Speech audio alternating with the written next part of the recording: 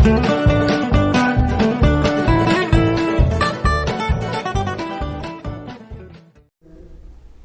Students, स्वागत है आपका। हम लोग पढ़ रहे हैं कक्षा 11 का रसायन विज्ञान। एनसीईआरटी बुक से चौथी यूनिट है यह, रासायनिक आबंधन तथा आणविक संरचना। और इस चैप्टर में आज लेक्चर नंबर 5 है। इसके पहले हम लोगों ने इस चैप्टर में कोवैलेंट बॉन्ड, सहसंयोजक बंध के बारे में जान लिया है। किसी भी सहसंयोजक बंध द्वारा बने हुए अणुओं के किसी भी परमाणु पर फॉर्मल आवेश की गणना कैसे की जाती है, इसको हमने पिछली वीडियो में ही आपको सिखा दिया है।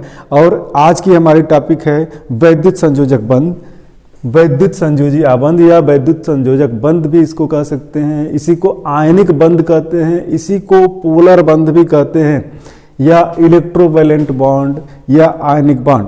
तो कई सारे नाम हैं, सबको आप याद रखें। तो आज की वीडियो में क्या क्या पॉइंट शामिल हैं ये देख लो आप। वैद्युत संयोजी आबंध क्या है इसके बारे में बताने वाला हूँ। वैद्युत संयोजकता किसे कहते हैं इसके बारे में बताने वाला हूँ। और वैद्युत संयोजी यौगिकों के लक्षण कैसे होते हैं, तो इन सारे विषयों पे हम लोग बात करेंगे। इन सारे विषयों के बारे में मैं आप लोगों को जानकारी दूंगा। सबसे पहले वैद्युत संयोजी आबंध कहते किसे हैं, देखो आप। वैद्युत संयोजी आबंध परमाणुओं के मध्य इलेक्ट्रॉनों के स्थानांतरण द्वारा बनने वाले बंध को वैद्युत संयोजक बंध कहते हैं, या वैद्युत संयोजक आबंध कहते हैं, या वैद्युत संयोजी आबंध कहते हैं, कुछ भी कहें आप। केवल इतनी ही डिफिनीशन है और इसको इन्वर्टेड कामा में हमने रखा है। परमाणुओं के मध्य इलेक्ट्रॉनों के स्थानांतरण द्वारा जो बंध बनते हैं उनको हम वैद्युत संयोजक आबंध या वैद्युत संयोजक बंध कहते हैं। अब इलेक्ट्रॉनों के स्थानांतरण की बात यहाँ है। सहसंयोजक बंध हमने आपको बताया था, तो यह बताया था कि परमाणुओं के मध्य इलेक्ट्रॉनों की बराबर की साझेदारी द्वारा जो बंध बनते हैं उनको सहसंयोजक बंध कहते हैं। और वैद्युत संयोजक बंध में इलेक्ट्रॉनों की साझेदारी बिल्कुल नहीं है, यहाँ इलेक्ट्रॉनों का सीधे सीधे ट्रांसफर है, स्थानांतरण है। तो दोनों में अंतर भी आप याद रखें। सहसंयोजक बंध में दो परमाणुओं के मध्य इलेक्ट्रॉनों की बराबर की साझेदारी, और वैद्युत संयोजक आबंध में इलेक्ट्रॉनों का ट्रांसफर एक परमाणु से दूसरे परमाणु पर सीधे। और वैद्युत संयोजी आबंध के बारे में भी कुछ लिखा है हमने, इसको भी पढ़ दे रहा हूं। देखो, बंध बनाने वाले परमाणुओं में एक परमाणु एक या एक से अधिक इलेक्ट्रॉनों का त्याग करके धनायन, जब इलेक्ट्रॉनों का त्याग होगा तो धनायन, जबकि दूसरा परमाणु एक या एक से अधिक इलेक्ट्रॉनों को ग्रहण करके ऋणायन बनाता है। तो जब कोई भी परमाणु एक इलेक्ट्रॉन त्यागेगा तो धनायन बना देगा, एक से अधिक इलेक्ट्रॉन भी त्यागेगा तो धनायन बनाएगा, और जब कोई दूसरा परमाणु इलेक्ट्रॉनों को ग्रहण करेगा तो ऋणायन बनेगा। आगे भी देखो, वैद्युत संयोजक बंध में विपरीत आवेशित आयन स्थिर वैद्युत बलों द्वारा एक दूसरे से बंधे रहते हैं। स्थिर वैद्युत बल को इलेक्ट्रोस्टैटिक फोर्स कहते हैं। तो आयन आपस में किस तरह से बंधे होंगे एक वैद्युत संयोजी यौगिक में? स्थिर वैद्युत बलों द्वारा या इलेक्ट्रोस्टैटिक फोर्स द्वारा बंधे होते हैं। यहाँ उदाहरण लूंगा आपको और समझाऊंगा वैद्युत संयोजक आबंध के बारे में, और ज़्यादा समझ में आएगा। तो उदाहरण देखो आप। पहला उदाहरण हम ले रहे हैं, बहुत कॉमन सा एग्जाम्पल है, NaCl का बनना, सोडियम क्लोराइड जिसको साधारण नमक कहते हैं। यह बनता कैसे है और इनके बीच बॉन्डिंग क्या होती है यही दिखाना है हमको। देखो आप, सोडियम की संयोजी कक्षा में इलेक्ट्रॉन कितने होते हैं, तो यह तो आपको याद रखना होगा। हमने संयोजी कक्षा में कैसे इलेक्ट्रॉनों को याद रखा जाता है आपको पहले ही बता दिया है कि संयोजी कक्षा में किसी भी वर्ग में इलेक्ट्रॉन्स फिक्स होते हैं। और आप पिछली वीडियोस देखे होंगे तो जरूर जानते होंगे कि संयोजी इलेक्ट्रॉन कैसे पता करते हैं। किसी भी एटम की सबसे बाहरी कक्षा में जितने भी इलेक्ट्रॉन हैं वो संयोजी इलेक्ट्रॉन कहलाते हैं, और वही बॉन्डिंग में भाग लेते हैं, इसलिए संयोजी इलेक्ट्रॉनों की ही बात करते हैं हम लोग। तो सोडियम की संयोजी कक्षा में सबसे बाहरी कक्षा में एक इलेक्ट्रॉन उपस्थित होता है, और लुईस बिंदु संरचना सोडियम का हम लिखेंगे तो इसके ऊपर एक ही डॉट लगाएंगे एक इलेक्ट्रॉन दिखाने के लिए। क्लोरीन का भी लुईस बिंदु संरचना लिखेंगे हम लोग, तो क्लोरीन के चारों तरफ कितने इलेक्ट्रॉन्स दिखाने होंगे हम लोगों को? कुल 7 इलेक्ट्रॉन क्लोरीन में होते हैं, तो 7 इलेक्ट्रॉन दिखाने होंगे। देखो 7 इलेक्ट्रॉन क्लोरीन के चारों तरफ हमने दिखा दिया। अब आप देखो, हमने पहले भी बताया है कि परमाणु बॉन्डिंग क्यों करते हैं, तो अपने एनर्जी को कम करने के लिए और अक्रिय गैस की संरचना, अक्रिय गैस का विन्यास ग्रहण करने के लिए बॉन्डिंग होती है। तो सोडियम अपना इलेक्ट्रॉन अगर क्लोरीन को ट्रांसफर कर दे, एक इलेक्ट्रॉन खो दे तो सोडियम धनायन बन जाएगा, और क्लोरीन एक इलेक्ट्रॉन ग्रहण कर ले तो क्लोरीन ऋणायन बन जाएगा। इसके ऊपर एक धनावेश और इसके ऊपर एक ऋणावेश आ जाएगा। दूसरी बात, सोडियम जब अपना यह इलेक्ट्रॉन लूज करेगा तब इसकी संयोजी कक्षा में इलेक्ट्रॉन हो जाएंगे 8। कैसे हो जाएंगे, तो सोडियम की कक्षा यहाँ बना दे रहा हूँ। देखो, सोडियम का यह नाभिक बना दिया हमने, और नाभिक के चारों तरफ पहली कक्षा, दूसरी कक्षा, तीसरी कक्षा, कुल 3 कक्षाएं होती हैं। पहली कक्षा में इलेक्ट्रॉन 2 से अधिक रह नहीं सकते तो 2 डॉट से दिखा दिया। दूसरी कक्षा में 8 इलेक्ट्रॉन सोडियम के होते हैं और अधिकतम 8 ही इलेक्ट्रॉन रह सकते हैं, तो यहाँ पे हमने 8 इलेक्ट्रॉन इसकी बाहरी कक्षा में बना दिए, सॉरी बीच वाली कक्षा में। और बाहरी कक्षा जिसको संयोजी कक्षा कहेंगे, इसमें 1 इलेक्ट्रॉन। चूंकि सोडियम मेटल में इसका परमाणु क्रमांक 11 होता है, अर्थात नाभिक में 11 प्रोटॉन, तो इसकी कक्षाओं में 11 इलेक्ट्रॉन भी होंगे। तो देखो 2 और 8 10 और 1 11। अब जब यह अपना 1 इलेक्ट्रॉन लूज कर देता है तो यह अपने निकटतम अक्रिय गैस का अस्थायी विन्यास ग्रहण कर लेता है। अक्रिय गैसों में देखो आप, हीलियम, नियोन, आर्गन, ये अक्रिय गैसें बना दिया हमने। 2 10 18। हीलियम में इलेक्ट्रॉनों की संख्या 2 है, नियॉन में 10 है, इसमें इलेक्ट्रॉनों की संख्या 11 है, तो इसका निकटतम अक्रिय गैस नियॉन ही है। तो जब यह अपना 1 इलेक्ट्रॉन खो देता है तो फिर 10 इलेक्ट्रॉन ही बचते हैं, और बाहरी कक्षा में 8 इलेक्ट्रॉन भी पूरा हो जाते हैं, ऑक्टेट भी पूरा, और नियॉन का यह अस्थायी विन्यास ग्रहण कर लेता है। क्लोरीन की बात करेंगे। क्लोरीन की संयोजी कक्षा में कुल इलेक्ट्रॉन होते हैं 7, और क्लोरीन के बारे में आप जानते हो कि क्लोरीन में प्रोटॉनों की संख्या होती है 17, तो 17 इलेक्ट्रॉन्स भी तो होंगे। अब ये बाहरी कक्षा अर्थात संयोजी कक्षा में कुल 7 इलेक्ट्रॉन हैं, 3 ही कक्षाएं क्लोरीन में भी हैं और इस बाहरी वाले में कुल 7 इलेक्ट्रॉन हैं। तो यदि यह 1 इलेक्ट्रॉन की व्यवस्था कर लेता है तो आर्गन 18 के बराबर इसका अस्थायी विन्यास हो जाएगा। इसके निकटतम अक्रिय गैस आर्गन है, और यह 1 इलेक्ट्रॉन ग्रहण करते ही आर्गन का इलेक्ट्रॉनिक विन्यास ग्रहण कर लेगा, जो कि अस्थायी है।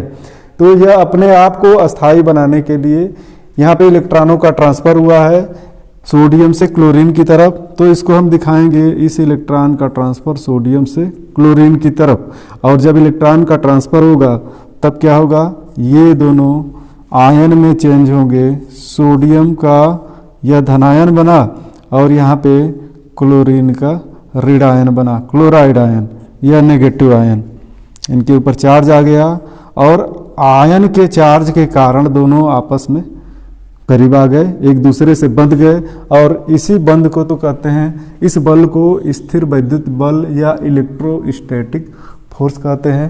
तो इस तरह से सोडियम क्लोराइड का अणु बनता है जिसमें वैद्युत संयोजक बंध होता है।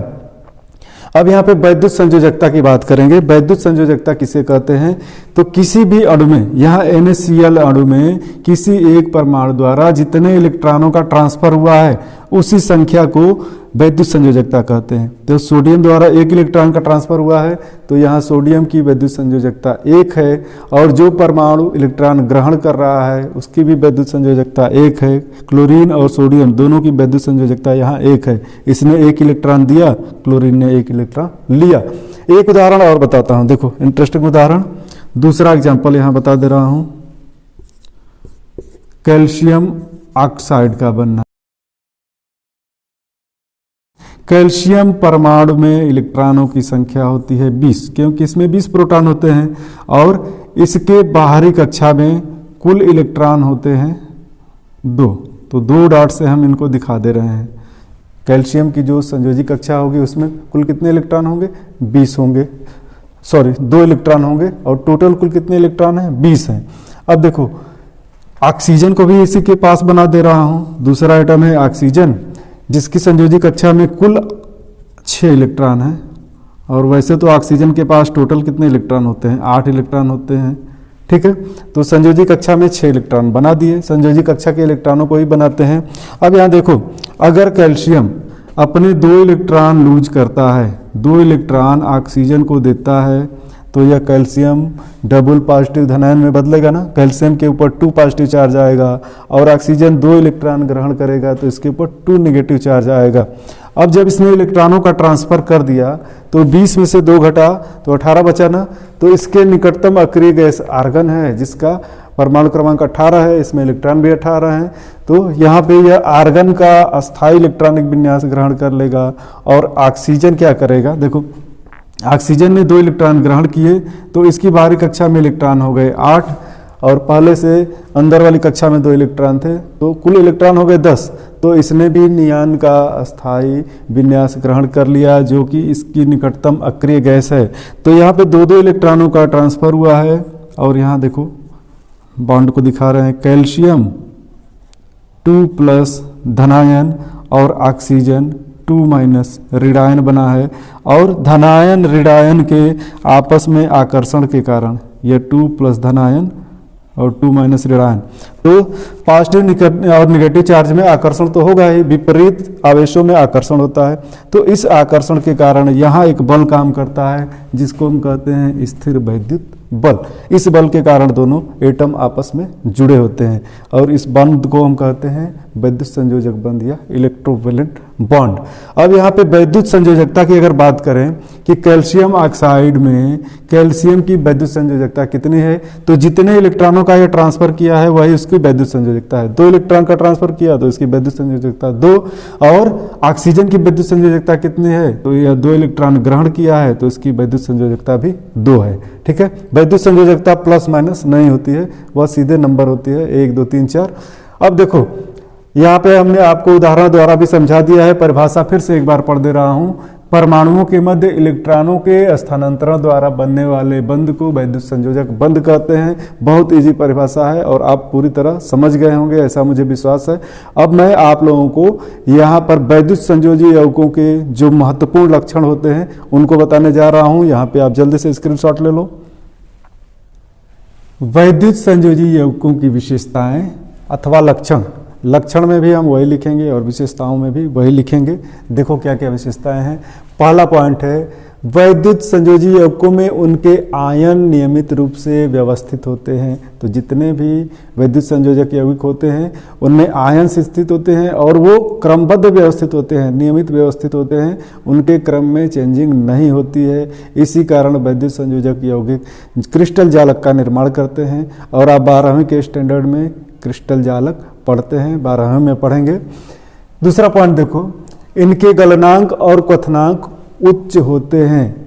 चूंकि ये आपस में आयनों के विपरीत आयनों के आकर्षण बल द्वारा, जिनको स्थिर वैद्युत बल कहते हैं, बंधे होते हैं, तो स्थिर वैद्युत बल ज़्यादा स्ट्रांग होता है, मजबूत होता है, यह टूटने में ज़्यादा एनर्जी लेता है, इसलिए इनके गलनांक और क्वथनांक ऊंचे होते हैं। तीसरा पॉइंट देखो आप, वैद्युत संयोजी यौगिक ध्रुवीय विलायकों जैसे जल में विलेय तथा अध्रुवीय विलायकों में अविलेय होते हैं। वैद्युत संयोजी यौगिक सहसंयोजी यौगिकों के विपरीत ध्रुवीय विलायकों में विलेय होते हैं। जितने भी पोलर सॉल्वेंट होंगे उनमें वैद्युत संयोजी यौगिक घुल जाएंगे, लेकिन जितने भी नॉन पोलर सॉल्वेंट हैं जैसे कई कार्बनिक विलायक हैं उनमें वैद्युत संयोजक यौगिक बिल्कुल नहीं घुलते हैं। और आगे देखो, ध्रुवीय विलायकों में विलेय होने पर ये अपने आयनों में वियोजित हो जाते हैं। जब ध्रुवीय विलायकों में ये घुल जाते हैं तो आयन में टूट जाते हैं। जैसे देखो आप, सोडियम क्लोराइड को अगर पानी में घोल दिया जाए तो पानी में यह सोडियम आयन और क्लोराइड आयन के रूप में टूट जाएगा। अगला पॉइंट देखो, गलित अवस्था में या विलयन की अवस्था में ये विद्युत के सुचालक होते हैं। तो सोडियम क्लोराइड, नमक की ही बात करें, अगर गलित अवस्था में है, जैसे कि खुले में छोड़ दिया जाए तो हवा की नमी से वह पिघलने लगता है, या दूसरे भी कई साल्ट देखे होंगे आपने जो मॉइस्चर को एब्जॉर्ब करके पिघलना शुरू कर देते हैं, तो उसको उनकी गलित अवस्था कहते हैं। और घुलित अवस्था क्या कहेंगे, सॉल्वेंट में घोल दें, पानी में घोल दें या अन्य दूसरे सॉल्वेंट में घोल दें तो वह घुलित अवस्था हो गई। तो गलित अवस्था में भी और घुलित अवस्था में भी, दोनों ही अवस्थाओं में ये विद्युत के सुचालक होते हैं। क्यों होते हैं? क्योंकि इनमें आयंस होते हैं जो गति करते हैं। इनके ऊपर पोटेंशियल डिफरेंस स्थापित किया जाए तो आयनों में तुरंत गति होने लगती है। जो धनायन है वह कैथोड की तरफ, ऋण आयन एनोड की तरफ भागने लगते हैं और इसके कारण इनमें विद्युत धारा प्रवाहित होने लगती है। इसीलिए विद्युत संयोजक यौगिक जो हैं विद्युत के सुचालक कहलाते हैं। 5वां पॉइंट देखो, इनकी रासायनिक अभिक्रियाओं में आयन भाग लेते हैं। जब सहसंयोजक यौगिकों की बात किए थे हम, तो वहाँ बताए थे कि उनकी रासायनिक अभिक्रियाओं में अणु भाग लेते हैं, लेकिन यहाँ इनकी रासायनिक अभिक्रियाओं में अणु नहीं बल्कि आयन भाग लेते हैं। इसीलिए इनकी रासायनिक अभिक्रियाएं तीव्र होती हैं। तो विद्युत संयोजक यौगिकों की रासायनिक अभिक्रियाएं बहुत फास्ट होती हैं, इंस्टेंटली हो जाती हैं, तुरंत ही हो जाया करती हैं, क्योंकि आयंस भाग लेते हैं। 6वां पॉइंट और बहुत महत्वपूर्ण पॉइंट है, वैद्युत संयोजक बंध अदिशात्मक अथवा नॉन डायरेक्शनल होता है। अदिशात्मक मतलब क्या होता है? सहसंयोजक यौगिकों में दिशात्मक का मतलब हमने समझाया था, किसी निश्चित दिशा में परमाणुओं का विन्यास स्थित होना, और विद्युत संयोजक यौगिकों में परमाणुओं का विन्यास किसी भी निश्चित डायरेक्शन में नहीं होता है, इसलिए इनको कहते हैं कि ये नॉन डायरेक्शनल हैं। सहसंयोजक यौगिकों में जैसे CO2 की बात करें, कार्बन डाइऑक्साइड की, तो यह फिक्स है कि दोनों ऑक्सीजन परमाणुओं के मध्य यहाँ पे बॉन्ड एंगल 180 डिग्री होगी, 180 अंश। इसी को कहते हैं कि दिशात्मक होना। यह एंगल बदलेगी नहीं, 180 अंश रहेगा। तो इसका मतलब कि यह 180 अंश के कोण पर स्थित हैं, ये दिशात्मक हैं। लेकिन विद्युत संयोजक यौगिकों में बॉन्ड एंगल की बात ही नहीं उठती है, क्योंकि ये नॉन डायरेक्शनल होते हैं। दूसरी बात, एक चीज़ और यहाँ आपको बता रहा हूँ, यह तो विद्युत संयोजी यौगिकों की विशेषताएं हो गई, लक्षण हो गए। विद्युत संयोजी यौगिक जब बनते हैं तो बंध बनने की प्रायिकता क्या होगी, बंध बनने की सहजता क्या होगी, इसके बारे में बता दे रहा हूं। देखो, सोडियम क्लोराइड ही एग्जाम्पल लेते हैं। जैसे सोडियम परमाणु क्या करेगा, सोडियम परमाणु अपना एक इलेक्ट्रॉन त्याग करेगा और सोडियम आयन बनाएगा, और इसने अपना एक इलेक्ट्रॉन छोड़ दिया है। क्लोरीन का परमाणु क्या करेगा, एक इलेक्ट्रॉन ग्रहण करेगा, यहीं पे दिखा दे रहे हैं, +1e, एक इलेक्ट्रॉन ग्रहण करेगा और क्लोराइड आयन बनाएगा। ठीक है, यहाँ पे जो भी ऊर्जा खर्च होती है सोडियम परमाणु से सोडियम का आयन बनने में, इसको हम नाम देते हैं आयनन एंथैल्पी, आयनन एंथैल्पी या आयनन ऊर्जा, इसी को नाम देते हैं। और यहाँ पे क्लोरीन परमाणु ने एक इलेक्ट्रॉन ग्रहण किया है, क्लोराइड आयन बनाता है, तो यहाँ पे जो भी ऊर्जा लगी या जो ऊर्जा उत्सर्जित हुई उसको हम कहते हैं इलेक्ट्रॉन लब्धि एंथैल्पी, इलेक्ट्रॉन लब्धि एंथैल्पी। तीसरे चैप्टर में ये चीज़ें हमने आपको पढ़ा दिया है, आयनन एंथैल्पी क्या होती है, इलेक्ट्रॉन लब्धि एंथैल्पी क्या होती है। तो जब भी आयनिक यौगिक बनते हैं तो आयनन एंथैल्पी का मान यदि कम है और उसके अपेक्षाकृत इलेक्ट्रॉन लब्धि एंथैल्पी का मान भी कम है, तो वहाँ सहजता होगी आयनिक यौगिक के बनने में। तो आयनिक यौगिक बनने में क्या सहजता होगी कि आयनन एंथैल्पी का मान कम हो और इलेक्ट्रॉन लब्धि एंथैल्पी का मान कम हो, तो आयनिक यौगिक आसानी से बनते हैं। इन पे हम आगे भी बात करेंगे, अगली वीडियो में क्रिस्टल की एनर्जी की भी बात करेंगे। तो मिलते हैं अगली वीडियो में, यहाँ वीडियो लंबी हो रही है। ठीक है, धन्यवाद।